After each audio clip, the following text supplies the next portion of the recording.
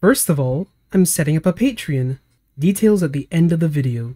Secondly, major spoilers for some of the most recent chapters of My Hero Academia ahead. As of chapter 395 of the My Hero Academia manga, Himiko Toga went from trying to kill Uraraka to instead sacrificing herself to save Uraraka's life. And all through the wondrous power of talk-no-jutsu. If I'm being honest though, this turn of phrase has always somewhat annoyed me. Back in the day when both Bleach and Naruto were at the heights of their popularity, many comparisons were drawn between the two. And the one I always found most peculiar was the idea that Ichigo's more confrontational and brooding personality made Bleach more mature than Naruto's blue-eyed tyke with a heart of gold who wanted to be friends with everyone. It implied that there was a lack of good writing skill on the part of Naruto, where instead of solving conflicts through, well, conflict, Kishimoto would often take the seemingly more juvenile path of enemies to friends via a well-timed, heartfelt conversation. But is it actually juvenile? Let's take a look at a modern historical event. December 24th, 1914. The Western Front of the conflict which would come to be known as World War I. German troops begin to light candles and sing carols to celebrate Christmas. Soon, British troops also begin to sing Christmas carols. As this goes on, it begins to lead to an unofficial armistice being called, and the fighting stops. In some locations it goes no further than this, while in others, soldiers agree to go out and recover their dead. However, in some instances, these opposing forces go as far as meeting with each other, exchanging gifts of food, singing carols together, playing football, much to the chagrin of their commanders, and beyond creed and country, pride and power, they had discovered between themselves a shared identity, a connection of emotion, tradition, and spirituality which transcended the greatest conflict the modern world had seen up to this point. And this event came to be known historically as the Christmas Truce.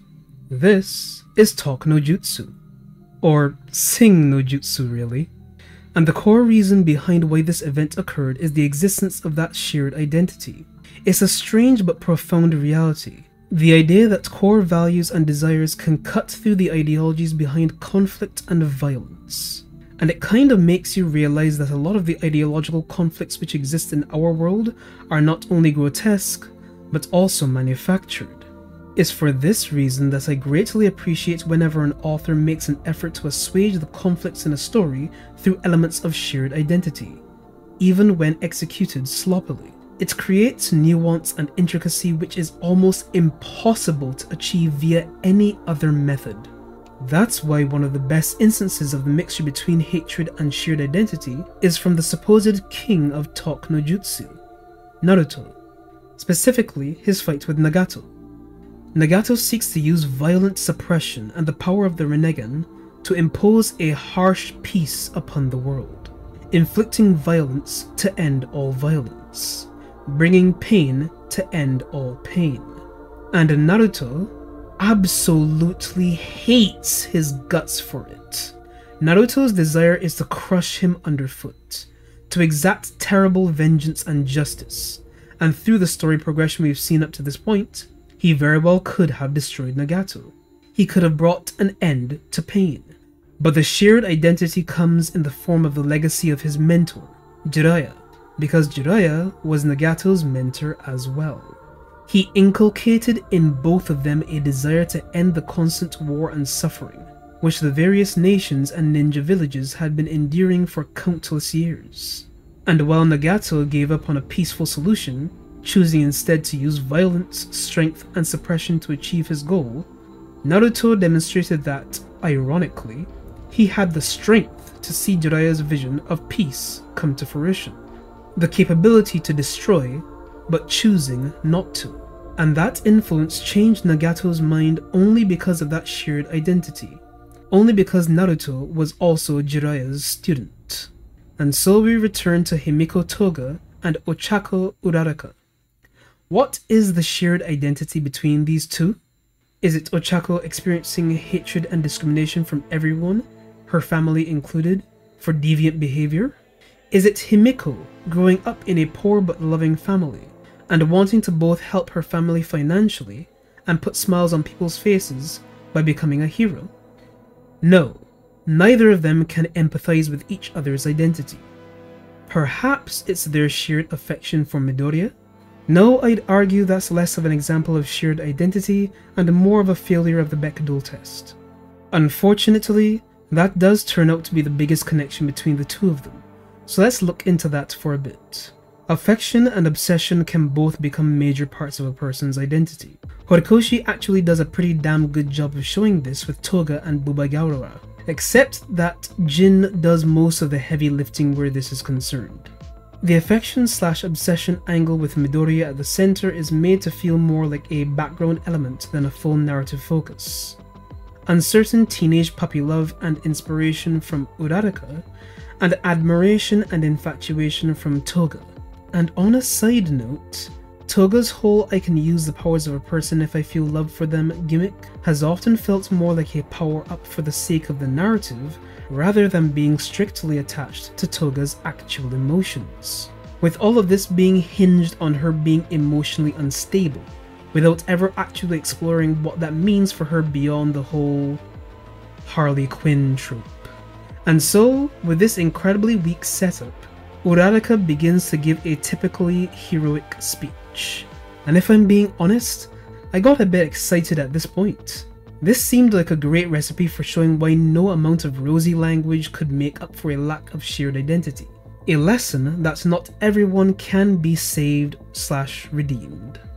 I expected talk-no-jutsu to fail, and boy how it did.